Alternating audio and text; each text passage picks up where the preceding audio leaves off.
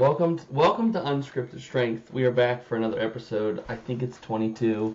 Yeah, I'm never 100% positive on what episode we're on. yeah. But yeah, we did our first Hyrox. Yeah. First Hyrox. So that was exciting. I would say we went in slightly unprepared mentally, only because neither of us really looked at the rules. But I think we had a good time and learned a lot. And yeah, it was pretty cool. So I Yeah. think we'll probably talk about that for this and kind of how that felt and what it feels like to compete. I also got cut on my head from that sled Oh, when we that's were right. doing the I sled push. saw it when we were eating at Texas Roadhouse. I was like, I wonder where he got that cut. Yeah, that's the Yeah. sled. Shoot. So hopefully I don't get a staph infection. That would suck. Let's see. What am I trying to find here? Oh, there we go. I just want to make sure I'm on the right episode. Is it I think it's 22? 22. Yeah. Okay. I'm kind of confident. Yeah, 22. Okay, so the Hyrox day. Let's hear your official breakdown of how that went. It was super fun. So like I know I remember I'd never had interest in I remember one point where I didn't have interest in doing it just because I was like, it's just like a running race, whatever. And then I heard really positive things about it from people saying, like, it's a really well organized event. You know, there's people who are very competitive who go, people who are like starting their fitness journey who go, and you just see a bunch of people. It's good vibes, loud music, everything's organized, time wise, the whole thing. So that made me interested in going just because I'm like, okay, that seems pretty cool. You know, it seems a good vibe. And going there, I would agree with all of that. Like the organization wise, I think they do a great job. Considering also how complex everything is, like the different stations, Mm-hmm. the amount of equipment, the amount of people signed up, this and that.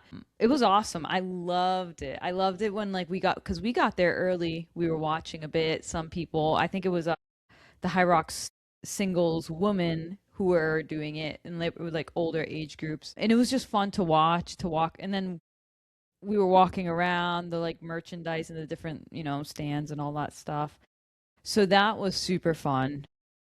And like Ethan said, like we went into this not having much of a plan or not having training much. I know I did leading up to the event. I've done like 3 Hyrox style workouts with a sled. That's it. Like I didn't practice anything else. I practiced burpee broad jumps once.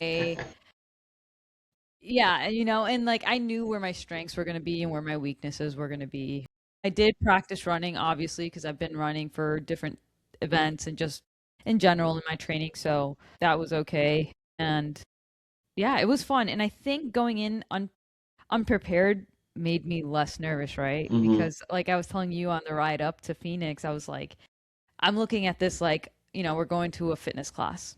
We're traveling up to go to this like glorified fitness class. And we paid money to go, a lot of money to do it, but it's going to be just a good time with friends. And that's exactly what it was. So I had a blast. Yeah, I agree. I think the way they set it up was really impressive. They were really good at organizing the event, keeping everything moving in the right direction. The check-ins for us was simple, getting your wristband simple. The whole thing was really simple and intuitive and laid out well, and I got no complaints on that end. The question I do have for you is, what were your favorite stations and what were your least favorite stations? And to give a quick rundown for everyone, if you don't know what a Hyrox is, you can Google it, but really quickly, it's 16 stations. You start with a 1 kilometer run. Every other station is a 1 kilometer run. So then you do a ski erg, a sled push, a sled pull, like hand over hand, and then burpee broad jumps, rowing, farmer's carries, walking lunges, wall balls, and in between each of those you run. So that's it very quickly for you. You can Google it. It's very simple once you see it for the first time. But what was your favorite and least favorite? Yeah, excluding the running, I'm just going to exclude that because that I just feel like it's just part of the race, is like a running race. So excluding that one, the easiest were farmers carries, lunges. Farmers carries and lunges, I think, were the easiest. Rowing, I would say, was easy, but that's because I was going at an easy pace because I took it Mm-hmm. as like, all right, let's get a breather in Yeah. before like we finish this off. But if you were going at a fast pace, I would feel like that the rower and the ski erg would be pretty brutal because it's just cardio on top of cardio. Mm-hmm. So I wouldn't say that those were easy. It's just I took it easy there. Mm. Burpee broad jumps, I think, were the most exhausting because just Yeah. going any movement where you're going up and down repeatedly while you're under fatigued, it's just gasses you out. And that was expected for me because like, doing CrossFit, there's a bunch of burpees over the rower, burpees over barbell, normal burpees to a target, all of these burpees. And it doesn't matter which workout it was, if there was burpees, I was going to be gassed out. One of the hardest like CrossFit open workouts that I did was deadlift and burpees.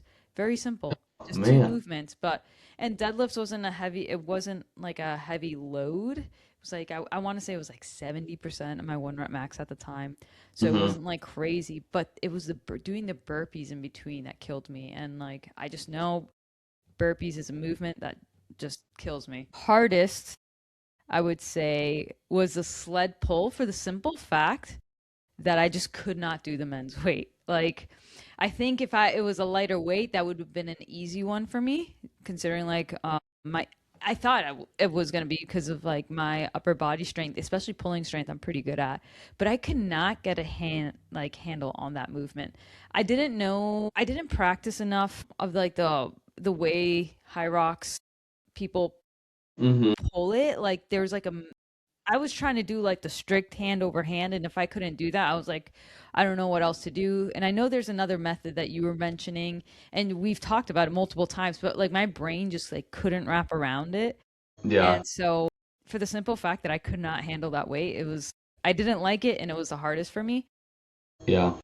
So I would say between burpee broad jumps and that one. Yeah. Yeah. Fun. Yeah. Yeah. What Fun. about you? I think it pretty much. I think so. I had done more of the like high rock style workouts. I think my mistake was I should have done more running. So I think we had about 11 weeks leading up to the event from when we bought tickets, right?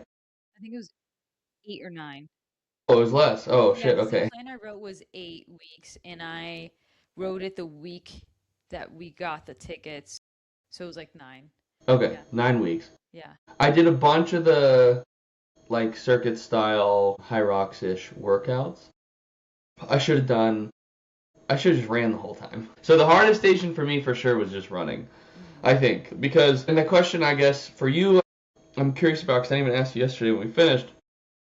Did the runs feel like a recovery to you when we were doing them? Yeah, I know we started slowing down as that went on, but the hardest part for you, the royal you, me, other people, if you're not a really strong runner and you're doing a high rocks, you're going out of an event that's going to punch your heart rate up into an event that's going to punch your heart rate up. But if you're a really strong runner, it's not the most taxing thing to run that kilometer. If you're not a strong runner, it is very taxing. So then you show back up to the next station and you're already cooked. I mean, you're cooked the whole time. Like, I think we were both relatively, it's a hard workout. Mm. But yeah, I think the running was exactly as hard as I expected it to be honest. I had to take 2 weeks off of our 8-week training block because I got some kind of bullshit virus, which sucked. So it kind of ruined like the last 4 weeks of the plan, which is half of the fucking workouts got wrecked. But it was fine. And so the running was the hardest. Then the burpees. The burpees were definitely, just brutal. Just yeah, the up and down like that. Your heart works really hard to catch up. It's a high effort movement. So like the sled push is relatively high effort, but even that, like I was really tired from that, but I can just lean so much of my body weight into it. That's not hard. The sled pull was not hard for me. Um, but yeah, the burpees, that's just like you're already tired, you're fatigued, your legs are tired, and you're dropping on the floor, standing up, jumping over and over and over. That got me. And I think, and I showed you this, but on my heart rate or my workout app thing that tracks it, I'd hit zone 5 for 10 straight minutes, and that was before and after the burpees. So burpees definitely crushed me. I really like the ski erg. I felt like that one was easy for me. You were really good at that too. I like that. I'm You were also really it good. if I had rowed, I think I'm equally as good at rowing as I am on a ski erg, but I think you doing the whole row was probably the best choice because I was dead. And I needed to be not dead. So it did give me a 4-minute break. Yeah. It was like 4:20 or something, 4:15. So I didn't have to do the rower because I had decided I was going to do max effort broad jumps and then a run, and that was not great. Yeah. The broad jumps look cool though, and I got some cool pictures of them, so that's nice. I will say the thing that surprised me the most is how trivial the farmer's carries were. It almost that section feels like an afterthought of a workout compared to everything else. And I don't know if that's on purpose. The lunges were not that hard. I thought my legs would be way more tired from, previously running 4 miles and all the other stuff, but it was tired, but it wasn't terrible. And then the wall balls honestly weren't as hard as I thought they were going to be. Because you're right there at the end, you're like, you see the light, there's no run after this, so you're going to the wall balls to die. And I did 25 to start, and that was not terrible. And then we finished. And then it was done. But yeah, it was pretty fun. It was a good time. I would definitely do it again. And anyone, if you're listening and you're like, oh, I've looked at these Hyrox, they're fun, do a bunch of the workouts. It's an incredible event. It kind of was like no pressure, and everyone's really supportive, so doing it felt fun and not like I was nervous. I mean, I think you're nervous anytime you have to go do something with a giant crowd of people, but it was nervous in a fun way, not an anxious way. So yeah, it was a really good time. I enjoyed it a lot. Yeah, it was super fun. I think it was cool too seeing people who were very competitive. Fuck yeah, that was fun. Like, they started with us and then they ended like we're on station 5, they're towards the end, and it's just like holy crap, but it's kind of crazy. Like they're running like full send the whole time. Like their speeds aren't really slowing down, and it's like, man, that's kind of crazy to think about. Yeah. So I thought that was like fun to watch. And then like, I mentioned this several times. And I was telling this to my sister too, because I just like loved seeing it. Was like people with their parents, like kids with their parents, like you could tell like their mom is older, and this is like their first of any type of like fitness event, and they're like starting their journey. And it was just like, I don't know, I just love seeing that stuff. So that just made me happy because like, I wish like I could do that with my mom. Mm-hmm. That would be like my dream. I think is like doing that with my mom would be amazing because like I know at the end of it, like I'm gonna be so proud of her. She's gonna be so proud of herself. Like I could just imagine like the happiness they both feel at the end. So that was just really sweet to see. So yeah, I loved it. I loved it. Yeah, that was dope. And I think they do a good job with that too, where like people of all different, conditioning levels or fitness levels can compete without the pressure of feeling, left behind because how they run their heats, there's just always people going. So you're never like really isolated in this situation where people are just staring at you and be like, oh man, they're going forever. Like everyone's cheering you on, random people are cheering you on from the sides. Like it was really cool to see. Like maybe that's just an afterthought and it happens naturally, which is great. But if they designed it that way, it really kind of caters to anyone and everyone who just wants to finish, Mm-hmm. And there's no like your heat leaves here and you have, this amount of time where you get DNF'd. No one gets DNF'd, I don't think. You just go until you're done, and that's it. You just go and keep going. But yeah, it was good. And I don't think we caught a penalty for anything. I don't think so. No. And I hope anyone who's watching, if you're a Hyrox person and you're like, I don't know, part of me felt like people might get annoyed when I was talking to people about how little I cared about reading the rule book. But, I read it enough. I also think because we're both so comfortable in a gym and we both are very strict with ourselves on form, I wasn't worried about the form on anything. Like, I wasn't worried either of us were not going to miss the depth on squats. Apparently I did a couple times, but I'm suspicious of that. I'd like to see footage. Yeah. I've never known myself to miss a squat depth. But, yeah, I think you got the lady at burpees told you one time to stop shuffling your feet, and then you didn't, and we didn't get it. I also wonder if they even give penalties when you're. I don't think they give penalties to people who aren't like qualifying for something. I think if we were like in the front of the pack for the heat, they would be like, all right, like, but like once you're mid backpack, they're not like, whoa, they know like we were clearly there for fun. We were breathing heavy. They're like, Just go, dude. Just give your give good effort. Yeah.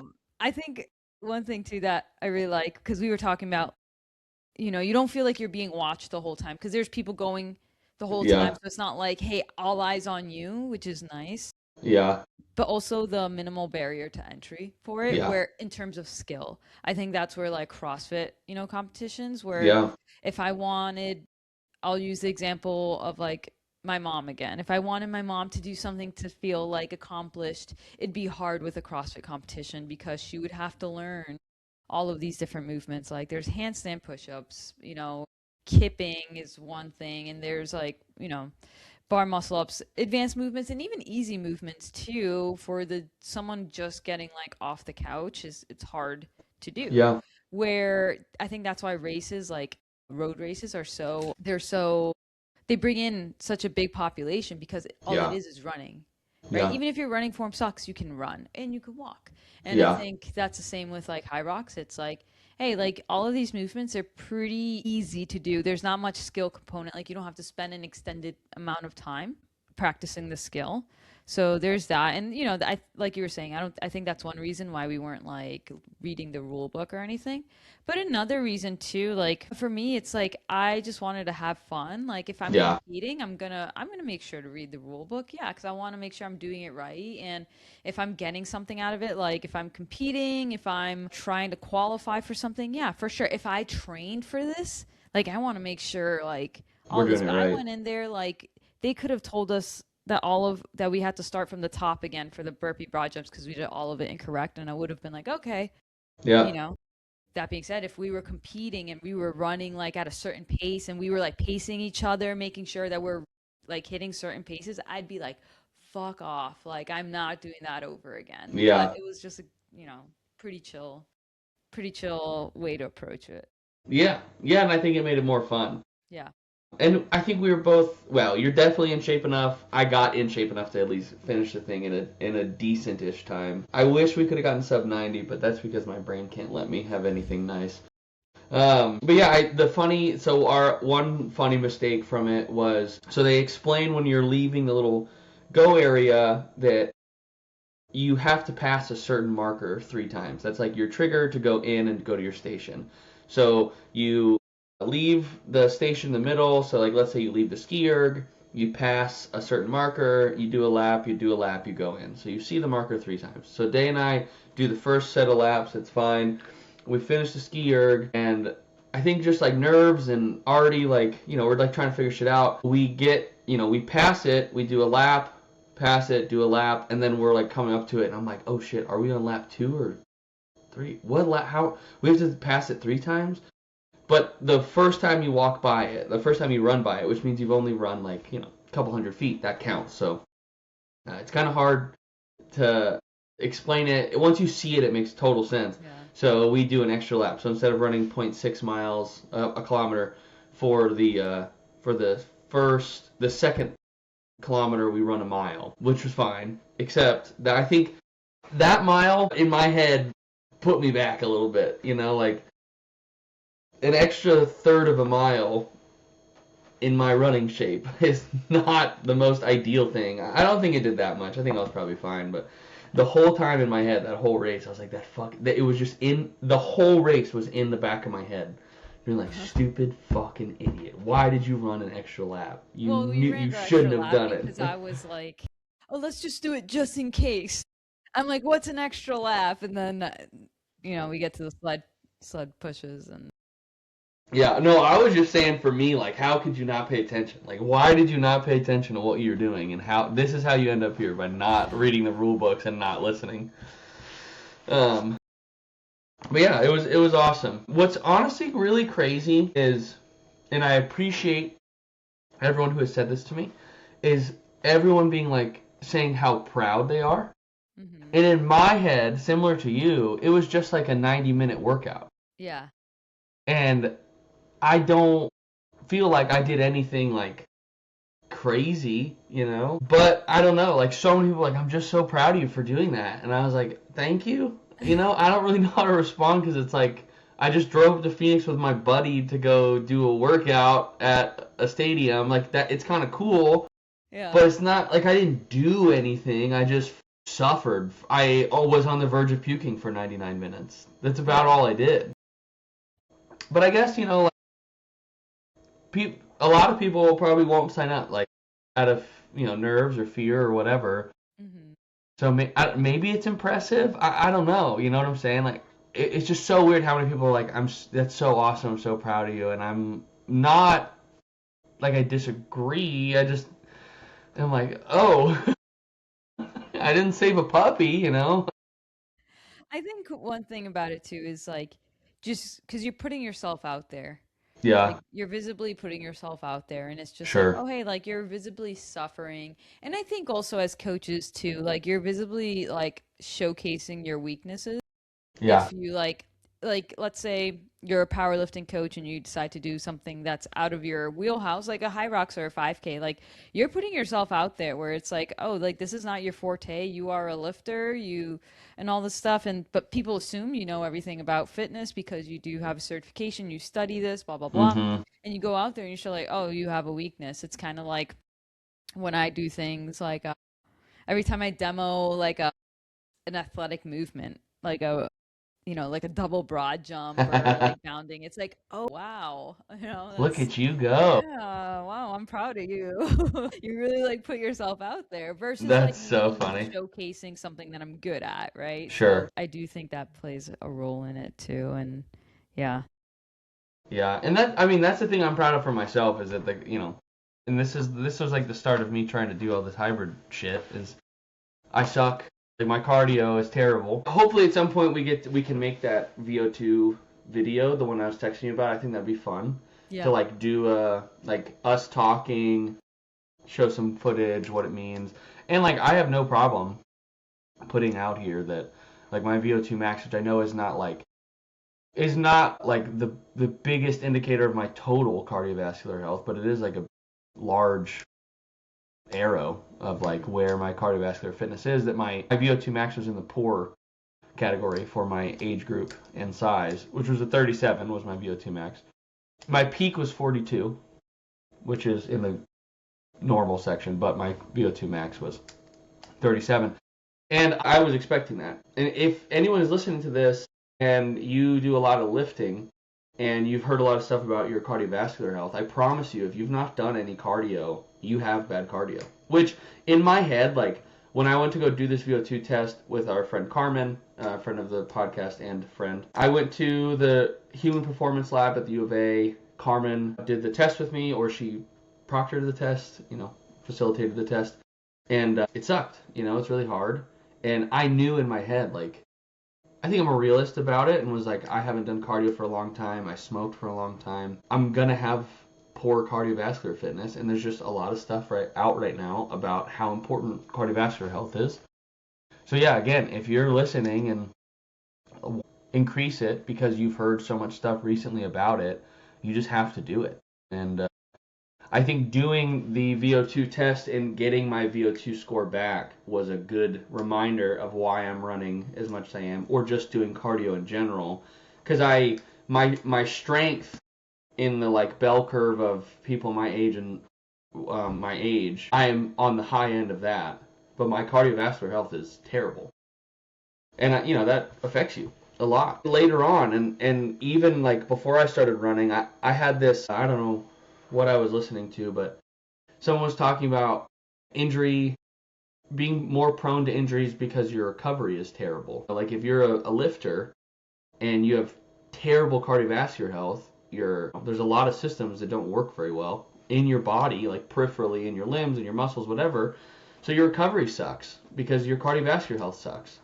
And I was getting injured all the time, and I don't know if it's like a 1-to-1, but I feel like I have felt better in general, in a lot of areas, doing a lot more cardio. Like my lifts feel so much better. So much better, it's crazy. Like how fast I recover. I feel like I sleep better. I feel like my muscles aren't as sore. To anyone out there and I keep preaching this, who's a dumb lifter like me, you have to do your cardio. You have to, if you want to be healthy and not just jacked. If you just want to be jacked, go do some steroids and have a blast. Remember, bodybuilders do a lot of cardio. yeah, A lot of cardio. yeah. Right. And it's So, not Doesn't have to be like they're running a high rocks or doing No. that intensity type. Like you'll see them incline walking, stairmaster. Yeah. A lot of them have walking pads so that like, as they're going about their day, they're getting their steps in, which Yeah. isn't necessarily like enough cardiovascular intensity to elicit a favorable response because they're looking more at energy expenditure.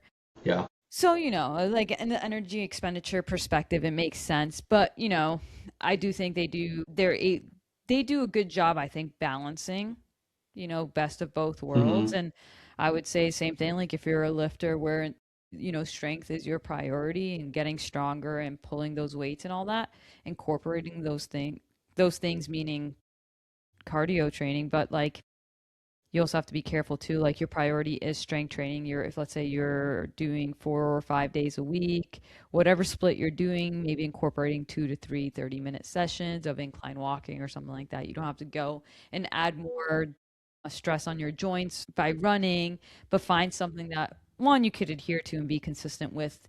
Two, that's like complements the training that you're doing so that you're not becoming damaged mechanically by it, but you're soliciting the responses that you need in order to recover faster between sets and between sessions. Because like I've heard that story so many times, and like anecdotes that people have told me, and then stories from podcasts of like power lifters telling the same story of, yeah, I would get out of breath after walking a flight of Mm-hmm. stairs. And that's when I noticed that I should start, Mm-hmm. training a little differently. And I'm like, okay, like, it is true. Like, but I do think a lot of times, like, when people are doing that type of training and they're trying to reach that goal, like, it's sometimes hard because they're training so much if they're Mm-hmm. at like a super competitive level. Like, let's say they're going to world championships for powerlifting, Olympic lifting, whatever. Like, their training is so packed in already that it's like, okay, now you have to add in cardio. Takes a lot of time when you think about it, even if it's just simple walking. It still takes 30 Yeah. minutes, 60 minutes per session, multiple times a week. Like, that's a good chunk of time when you're already training 2 to 3 hours per day. Now you're adding that in, and it's like crap. So, there's Yeah. that too. But Yeah, there's definitely a balance for sure. But if you're not competing to be on a national yeah, stage, you then got no excuse. no excuse. No excuse. If I've had people, including people I know very closely, be like, it's gonna mess up my gains. It's like, hang on, Yeah. shut the fuck up.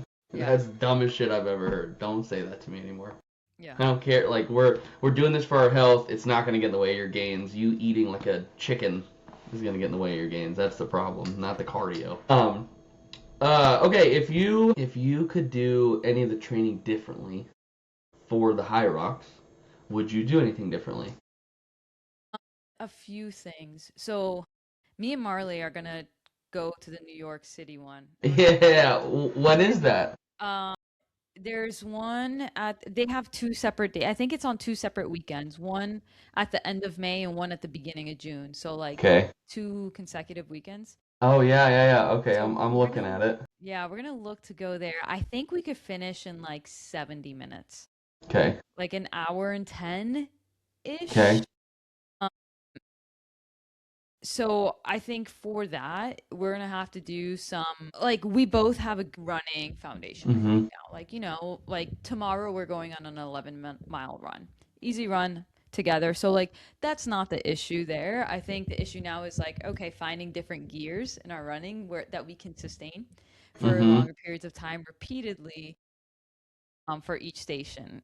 Yeah. So we're, I think we will be doing more like interval style running and finding those paces and going at those faster paces. So that's one. Doing a little bit more mixed training so that there's kind of like circuit training type stuff. Like Mhm. I'm gonna add in farmers carries with rowing with running because I have all that Okay. equipment at my home and I could do that easily. There's that.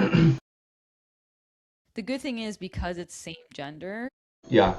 doubles that the weights on the sleds will be easy A for little both bit different. of us. Yeah. So yeah, we'll be fine there. But I think just because we have the aerobic foundation, now it's like, okay, we can get a little bit more sport specific. And so, doing more of those movements. But I think the big thing is going to be doing the running, you know, holding certain paces for certain For days sure. versus like we already got the foundation of like capacity down. That's awesome. That'll be Yeah. so fun. Yeah, it's gonna be fun. That's like the goal. We had this conversation. So now it's a matter of, I mean, it's the end of the semester, so that'll be good for me in terms of my schedule. I think it'll be good for her schedule if I could get my family to go. So because it'll be in New York City, so that's like 3 hours from where my family is. So if we could take a little road trip, that'd be fun. I'd love to have them there. So Yeah, that'd be so dope. Dude, an hour and 10, that'd be crazy. Well, I'll definitely train with you guys. That'll be fun. yeah, that'd be fun. Yeah. May and June. Yeah. May 28th, June 7th. Do you guys know, would you do the longer one? Or the later one? June? Or don't know? I don't know yet. I think it's gonna be we'll see what's available, but I think either one will work. Yeah. So we'll see. I'm trying to see, because I don't think Katie's been to New York. We were talking about that. Yeah. Um, Marley hasn't gone. And I mean, New York's just so fun. It's so fun, man. You have to go. I mean, I'm looking at my wallpaper right now on my phone, on my computer, and it's New York City. oh, Although I really? am a Boston girly, I do love New York City. Let's see. I want to look at plane tickets so we can just go to New York and watch you guys compete. Oh, that'd be fun. Yeah, and then just go out in New York for like a few days and just have fun in New York. Yeah. Yeah. Yeah, okay. So, what would I do different? I think I would run. I think I said that at the beginning, I would just run a lot more. Because none of the stations were that particularly hard. I think I would work on trying to increase my specific endurance to burpees would be a Yeah. big one. That Yeah. one, that was tough. Because I think I could crush that station if that didn't crush me so much. Did really Yeah. well on it, but it ruined me, so I probably didn't do great on it. But Yeah. yeah, I would just run. I think if we could go back 9 weeks to start, I would have just ran the entire Yeah. time. Almost. Like one workout a week, like 1 to 2, and then just run Yeah. constantly. Because I could make some decent progress in 8 weeks of running. But that's the only thing I would do different is just run more, which I knew, watching them. Everything I looked up was like, it's a running sport. It's a running sport. Yeah. It's a running sport. And I was doing like circuit style training and was like, every time I would do it, I'd be like, this is fun. And then I would have the thought like, I should be running more. And then I'd be like, nah, whatever. Yeah. I don't care. It's going to be fun anyway. Yeah. But yeah, I would definitely do it again. Next time with a crop top and short shorts, but Yeah. whatever. We'd have to be way cuter next time. We didn't meet the mark. No, I told this to you multiple times, but I felt so underdressed because we Yeah. went with, like, I wore, like, the shorts I wore is also the shorts I wear as my pajamas. I like, You like I wore wear, pajamas? yeah, like I wear my short, my workout shorts as my pajamas, depending if it's clean or not. So, like, Yeah. those are my pajama shorts, and then I just put on the Strix t-shirt that you had, which is like oversized on me. Yeah. And so, I'm wearing like black on black, and every other girl's like crop top, cute shorts, brand new like bright high color like highlight Yeah. color running shoes, and I'm like, I wish I looked like that. I know. I look like this raggedy doll that just like got thrown in and like, all right, I'm here. Well, when we do another mixed double, we're going shopping beforehand. Yeah, yeah. Now we know. We know what we have to do. Okay, so are you gonna start training for that now then? She has a half marathon in like 2 weekends. Okay. Or three, sometime in February. So she's gonna keep focusing on that, and then probably end of February start that Hyrox training. Oh, nice. Okay, Yeah, that's it'll not give us bad. quite a bit of time. Yeah, Yeah, so it'll be that's good. dope. I think we're gonna need to, I think, practice the sled, but knowing the weight of the sled is significantly less, I'm like hesitant to like practice, like focus on so much on that. So we'll Let's see see what the what we end weights up are. doing. Hyrox women's doubles, women's open doubles, 102 kilos. Oh yeah, dude. 225. Yeah, The pro doubles is the men's weight? I think so. Yeah, 335. Yeah. Women's pro doubles is the men's weight. Oh, dude, you guys would crush this. Yeah, I think she's got she's got a lot of leg strength. She's got a lot of upper body strength. So like sleds, I don't think I'd be concerned with. I think the thing with us is going to be like what I see happening is like someone is gonna we're gonna have to make sure we split it evenly because I know I'll just if I do let's say I feel good. I'm like I'll take the lunges, then I'll let's say I finish more of the lunges. She's gonna be mad that she didn't do enough. But if she does that to me, I'm also gonna be mad if I don't take half of it. So we're gonna have to like be very strategic. Like That's so funny. yeah, yeah. So yes, I know that's gonna end up happening. So we'll see. We will. Well, I mean, it'll be fun though either Yeah.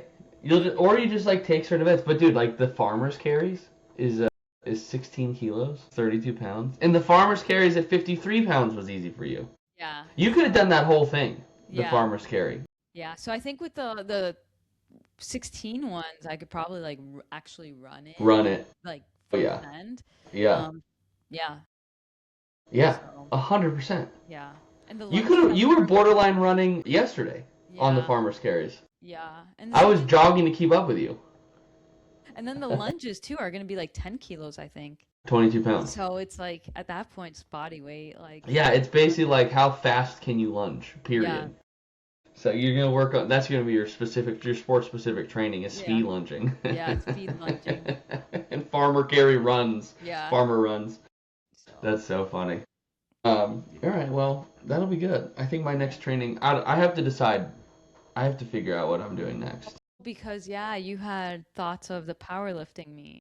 Yeah, there's a powerlifting meet in July. It gives me 6 months to train, which would be, plenty of time. Yeah. 5 months to train. Then we potentially have that Ragnar in November, Yes. right?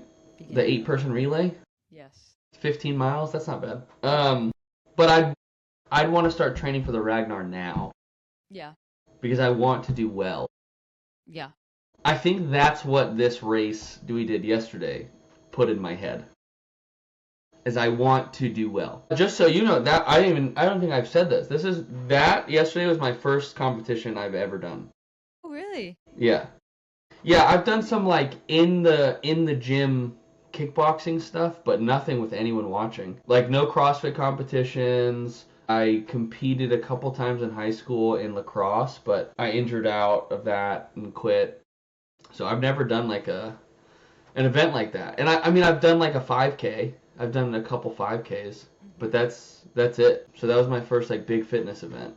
Not that the 5Ks weren't big fitness events, but they were like local Tucson 5Ks, and it was like no pressure. I walked the first one.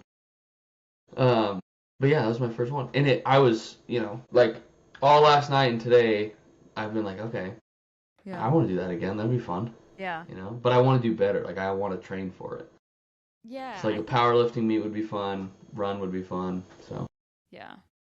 I think yesterday was like okay, like I think I got a feel of like it and what it entails, and now I'm like now I know what to expect, so I feel okay with like all right, let me actually like compete in this and yeah, see how well we can do. So yeah. yeah, Now you and Marley are just gonna get crazy. we'll see. We'll see. Do some crazy workouts. Yeah. We'll see. I mean, we've had this conversation about like people who are former athletes, like Yeah, they do have a different mindset. absolutely. So, but she's also good 'cause she was a team athlete, so she's very good on the team side of things. Yeah, And she tells me this all the time because like I was never one an athlete, two on a team. Like I don't know, like I don't want to be not cooperative because I'm so comfortable with her, obviously.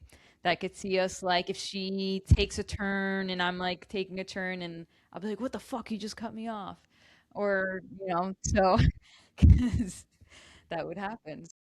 you were so chill yesterday, though. You were so chill. Just take the Yeah, same chill vibes. yeah, that's what I need to do. It'll be the same chill vibes with a partner who can actually run, so it'll be way better. It'll be interesting, yeah. With I think the relationship dynamics add so much. Yeah. Oh, It's for sure. yeah. For sure. Sometimes I coach Katie at block. I'm going to on Sunday. We're gonna go work out. And we Yeah. had to have a conversation a while ago about like, hey, when I ask you to do something, you can't just Nah.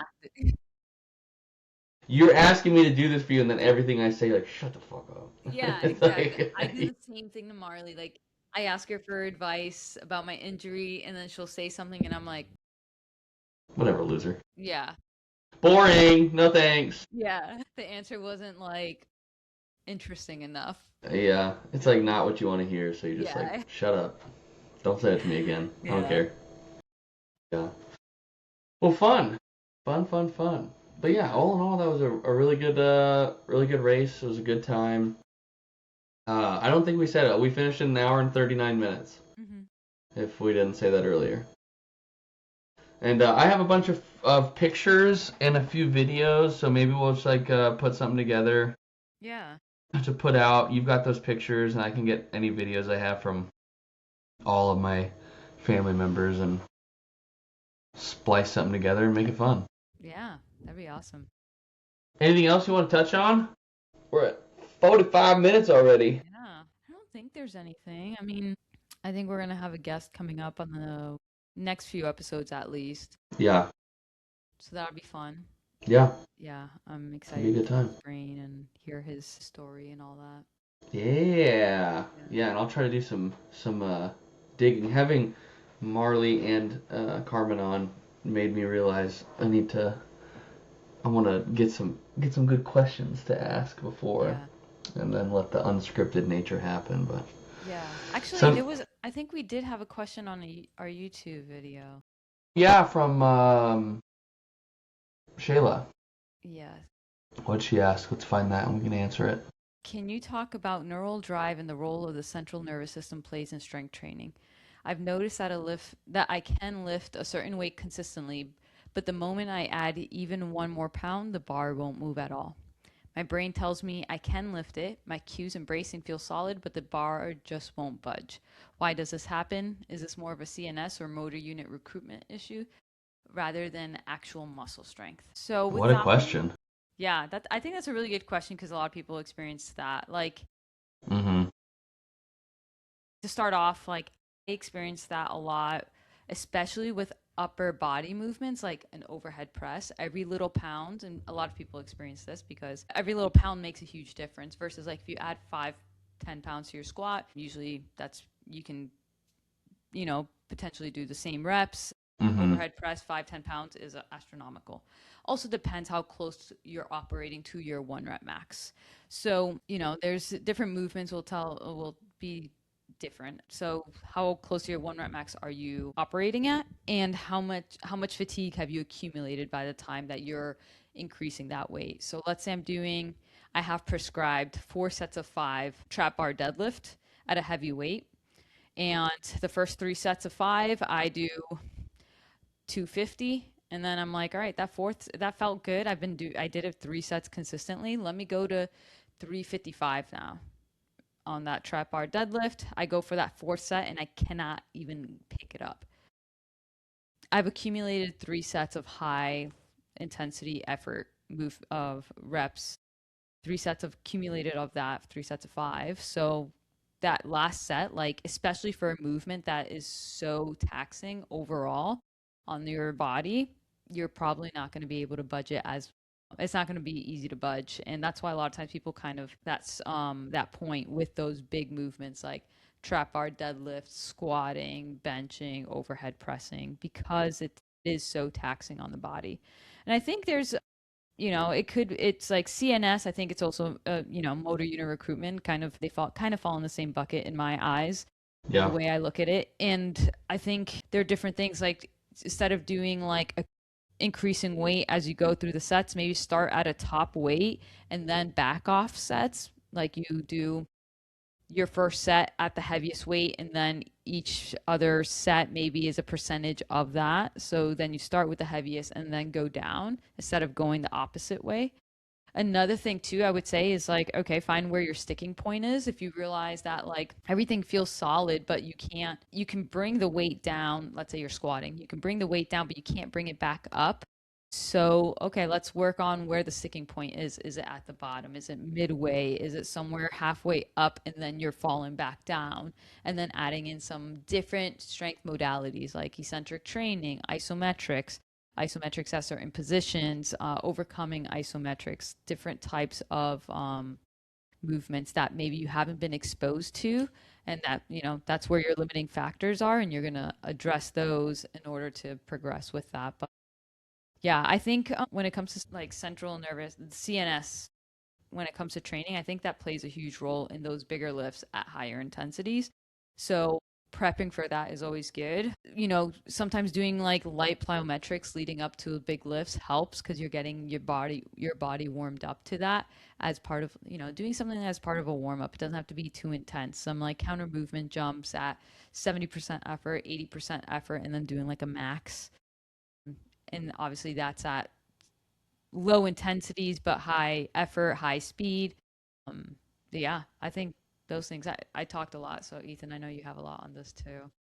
Yeah, I mean, I think they covered a lot of it, and I agree that like CNS and motor unit recruitment are probably um, very similar things. Your CNS is what is sending the signals out to those muscles to activate. I would say too, in hitting that top set, you're trying to get as much of those big motor units recruited without fatiguing them before you get into your max stuff, which is basically like your warm-ups, right? Like you're not on lighter weights unless you're doing really fast movements, but you want to make sure you're warmed up.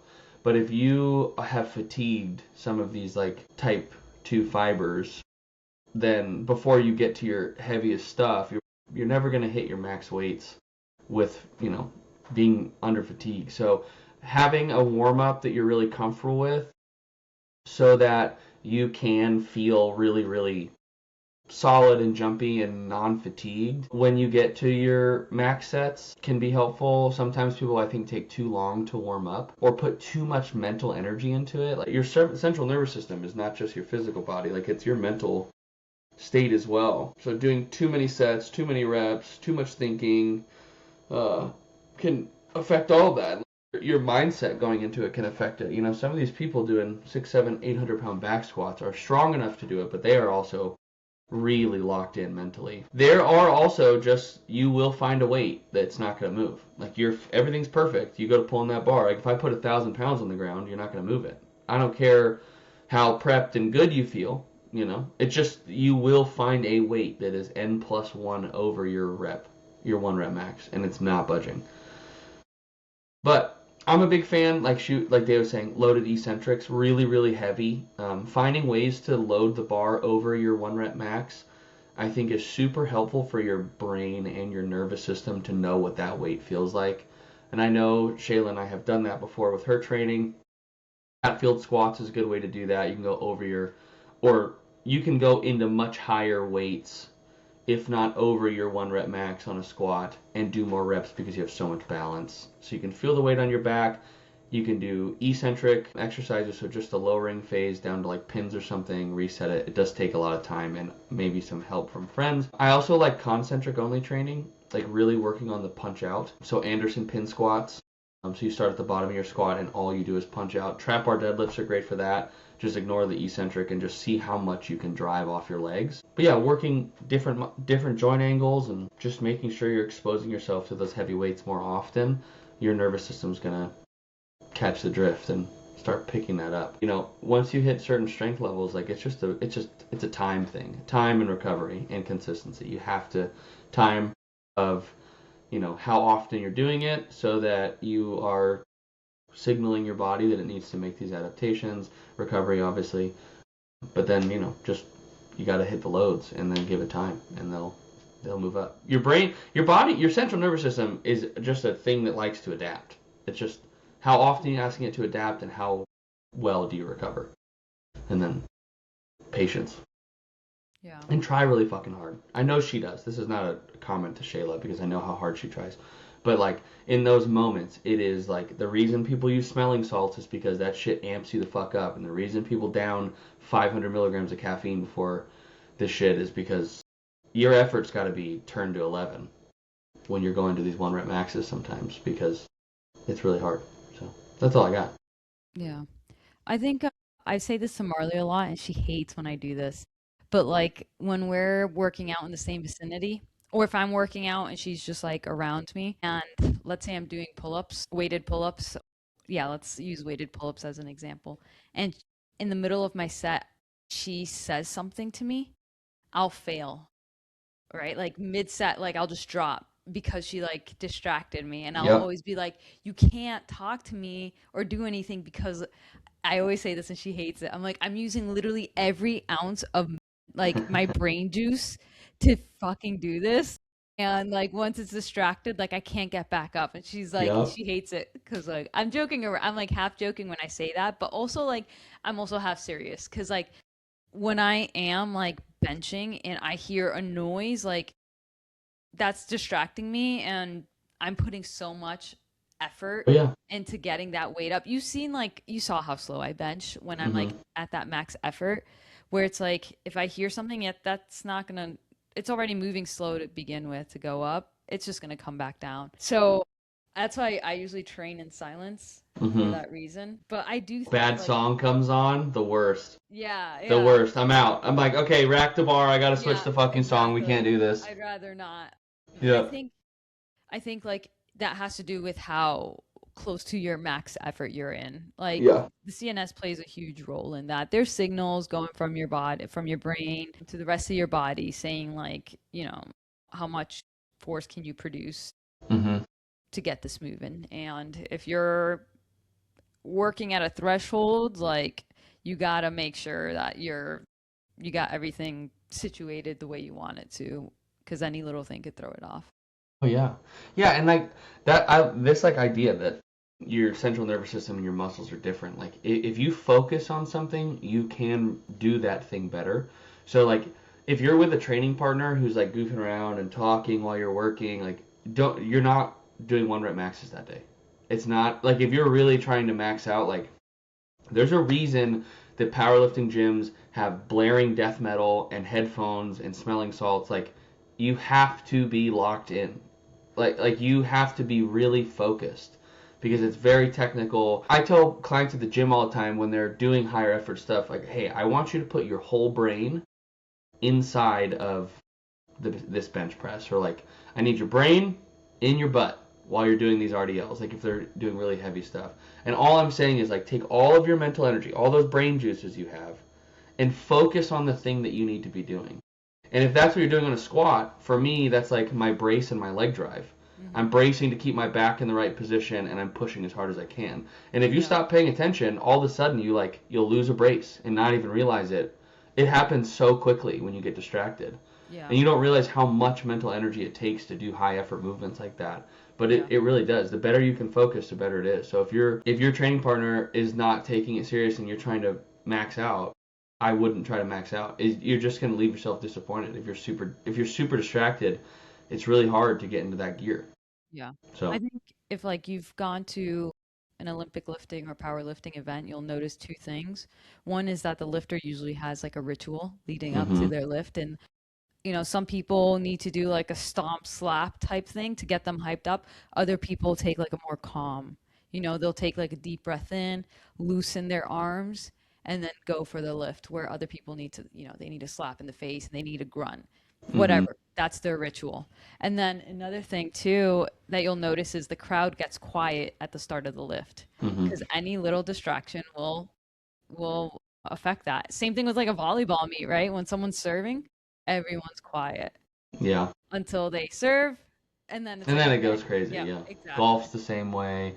I mean, these guys in basketball and the field goal kickers don't get any love. Yeah, Everyone's yeah, cheering and screaming and trying to yeah, rattle them. But yeah, good. I like that question. It was a good question. yeah. That was a really good one. Try really hard. Don't be distracted. All right. You got anything else? We got that question covered. I think that was it for the questions. That was it. Yeah. Well, hey, thank you for watching episode 22. of Unscripted Strength. Hopefully we'll have a good guest on here soon, and we can ask a bunch of questions. I say this all the time. Please ask questions. Hopefully get to this point. But yeah, that's it. Day, any parting words of wisdom? Train hard. Train hard. Thank you, everybody. All right. Thanks, everyone. Like, comment, subscribe.